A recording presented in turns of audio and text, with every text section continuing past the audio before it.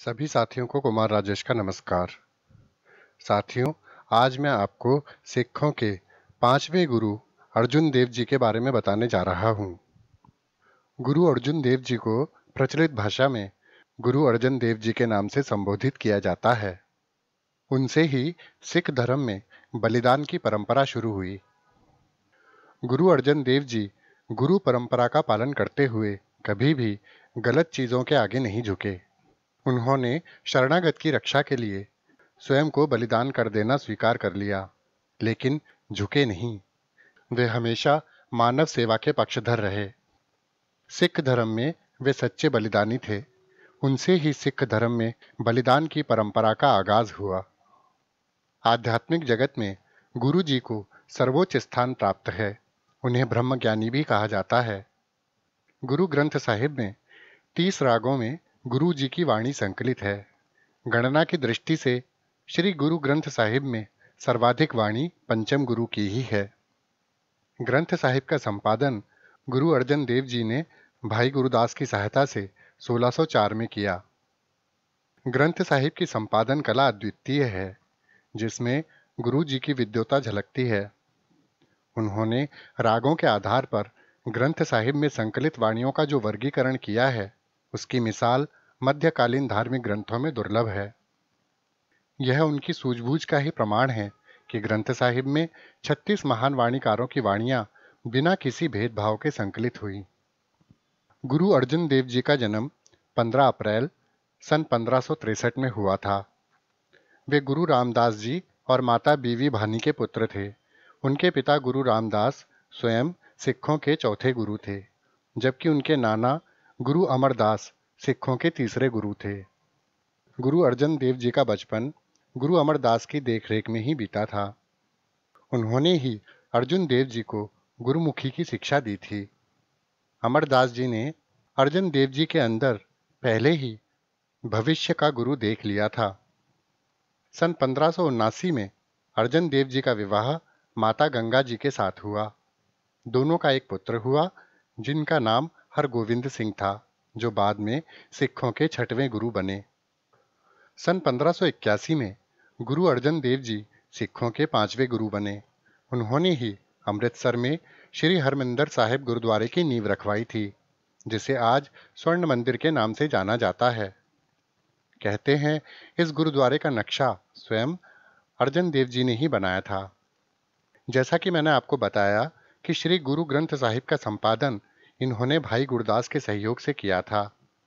इस पवित्र ग्रंथ में भक्त कबीर, बाबा फरीद, संत नामदेव, संत रविदास जैसे अन्य संत महात्माओं के भी शब्द हैं।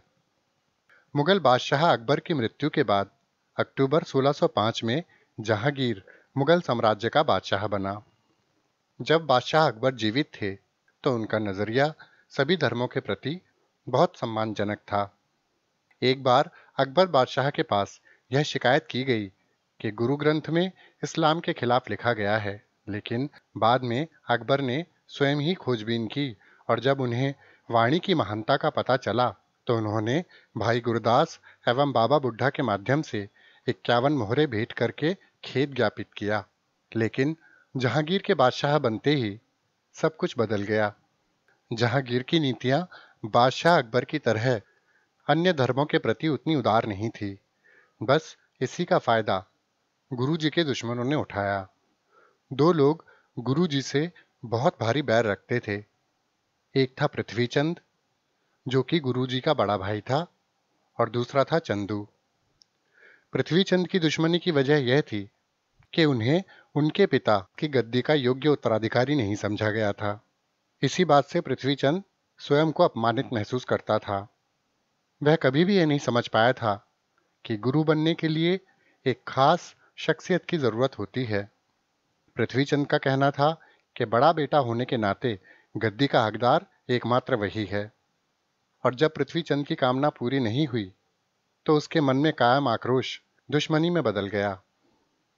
दूसरी ओर चंदू को इस बात से दुश्मनी थी कि गुरु अर्जुन देव ने अपने पुत्र हरगोविंद के लिए उनकी बेटी का रिश्ता ठुकरा दिया था।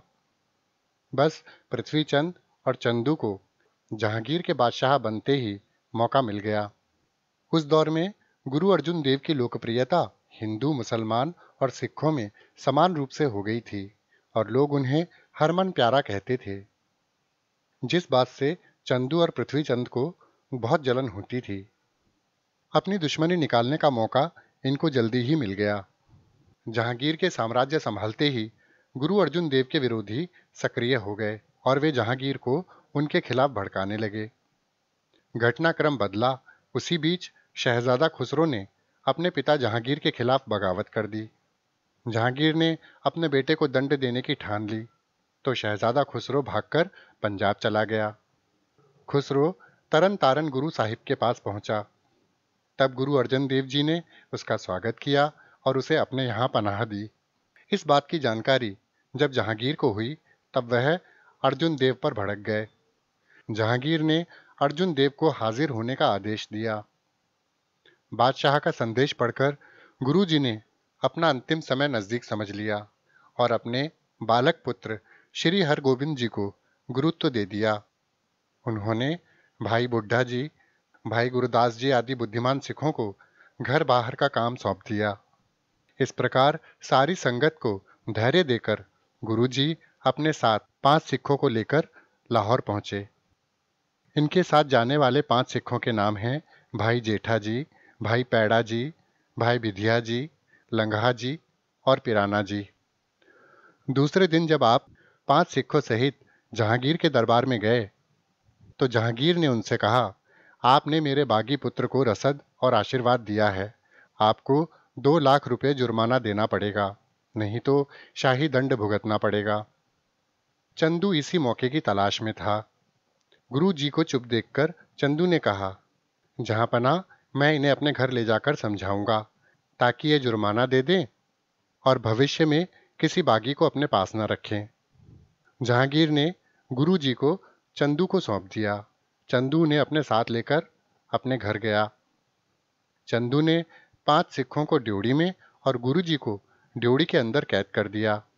चंदू ने गुरु जी को अकेले बुलाकर ये कहा कि मैं आपका जुर्माना माफ करवा सकता हूँ और आपकी कोई पूछताछ भी नहीं होगी। इसके बदले में आपको मेरी बेटी का रिश्ता अपने बेटे के साथ करना होगा और अपने ग्रंथ में मोहम्मद साहब की स्तुति लिखनी होगी।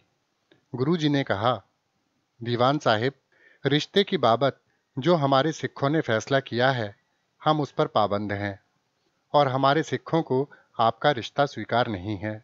दूसरी बात, आपने मोहम्मद साहब की स्तुति लिखने की बात की है, यह बात भी मेरे वश में नहीं है। हम किसी की खुशी के लिए इसमें कोई अलग बात नहीं लिख सकते। प्राणी मात्र के उपदेश के लिए हमें करतार से जो प्रेरणा मिलती है, हम वही लिख सकते हैं। गुरु जी का जवाब सुनकर चंदू भड़क गया। उसने अपने सिपाहियों को हुक्म दिया कि इन्हें किसी आदमी से ना मिलने दिया जाए और ना ही कुछ खाने पीने को दिया जाए।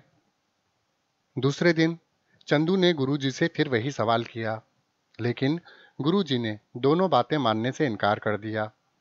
तो चंदू ने पानी की एक देग गर्म कराकर गुरु जी को उसमें बिठा दिया।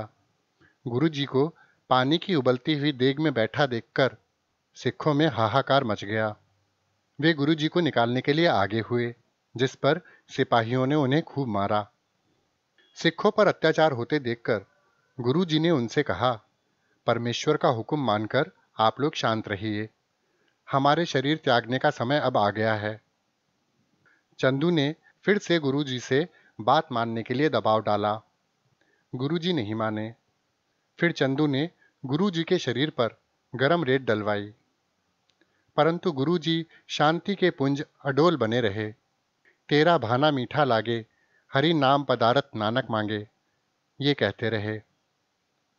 देखने और सुनने वाले त्राही त्राही कर उठे, परंतु कोई करता भी तो क्या।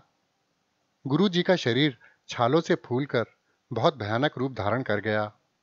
तीसरे दिन चंदू ने फिर से अपने सवालों का जवाब मांगा, लेकिन गुरु जी ने उसकी कोई भी बात मानने से इनकार कर दिया।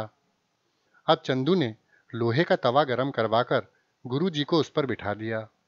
गुरु जी का शरीर पहले ही पीड़ाग्रस्त था, लेकिन गर्म लोहे के तवे पर भी वह प्रभु में अपना ध्यान लगाकर अडोल बैठे रहे।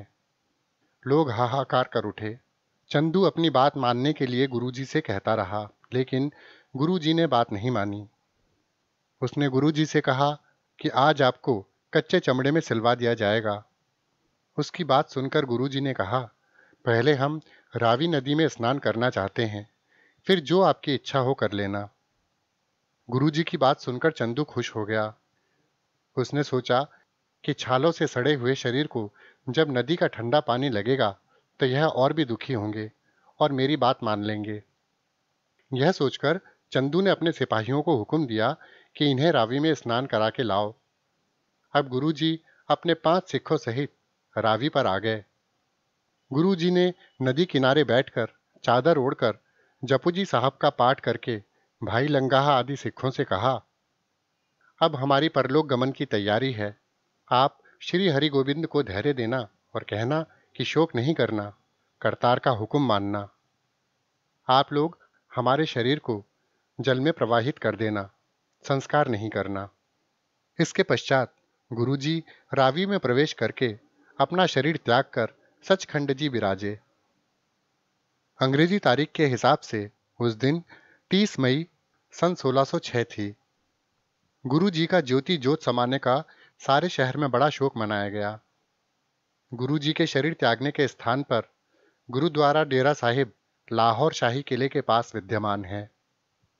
गुरु अर्जन देव के स्वयं के लगभग 2000 शब्द गुरु ग्रंथ साहब में संकलित हैं।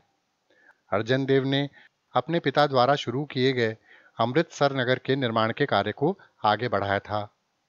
इन्होंने अमृत सरोवर का निर्माण कराकर उसमें हर मंदिर साहिब का निर्माण करवाया, जिसकी नींव सूफी संत मियां मीर के हाथों से रखवाई गई थी। तरन तारन नगर भी अर्जुन देव जी के समय में ही बसा हुआ नगर है। अपने जीवन काल में मुगल बादशाह अकबर गुरु अर्जन देव जी का बहुत सम्मान करता था। अर्जन देव जी ने सार्वजनिक सुविधा के लिए जो काम किए थे उनसे अकबर बहुत प्रभावित हुए थे। हालांकि जहांगीर अर्जन देव जी के बढ़ते हुए प्रभाव को सहन नहीं कर सका। गुरु अर्जुन देव जी द्वारा रचित वाणी ने भी संतप्त मानवता को शांति का संदेश दिया। सुखमनी साहिब उनकी अमर वाणी है। गुरु जी की शहादत को पहली शहादत माना जाता है। अनेक कष्ट झेलते हुए गुरु जी शांत रहे। उनका मन एक बार भी कष्टों से नहीं घबराया। तपता हुआ तवा भी उनके शीतल स्वभाव के सामने सुखदायक बन गया। तपती हुई रेत ने भी उनकी निष्ठा भंग नहीं की। गुरुजी ने प्रत्येक कष्ट हंसते हंसते झेलकर यही अरदास की, तेरा किया मीठा लागे, हरि नाम पदारथ नानक मांगे। अर्जुन देव जी की रचना सुखमन पाठ का सिख नित्य पारायण करते हैं। गुरुमति विचारधारा के प्रचार प्रसार में गुरु जी की भूमिका को भुलाया नहीं जा सकता। गुरु जी ने पंजाबी भाषा साहित्य एवं संस्कृति को जो अनुपम देन दी, उसका शब्दों में वर्णन नहीं किया जा सकता। गुरु जी के शहीदी पर्व पर उन्हें याद किया जाता है। उस धर्मनिरपेक्ष विचारधारा को मान्यता देना इसका लक्ष्य है, जिसका समर्थन गुरु जी ने आत्म बलिदान देकर किया था। उन्होंने संदेश दिया था कि महान जीवन मूल्यों के लिए आत्म बलिदान देने को सदैव तैयार रहना चाहिए, तभी कौम और राष्ट्र अपने गौरव के साथ जीवंत रह सकते हैं। सिखों के इतिहास में गुरु जी की शहादत को पहली शहादत कहा जाता है। तो साथियों, गुरु अर्जन देव जी के बारे में यह जानकारी आपको अवश्य अच्छी लगी होगी। इसी के साथ मुझे विदा दीजिए। आप इसी तरह हमारा चैनल देखते रहिए और हमारा मनोबल बढ़ाते रहिए। नमस्कार।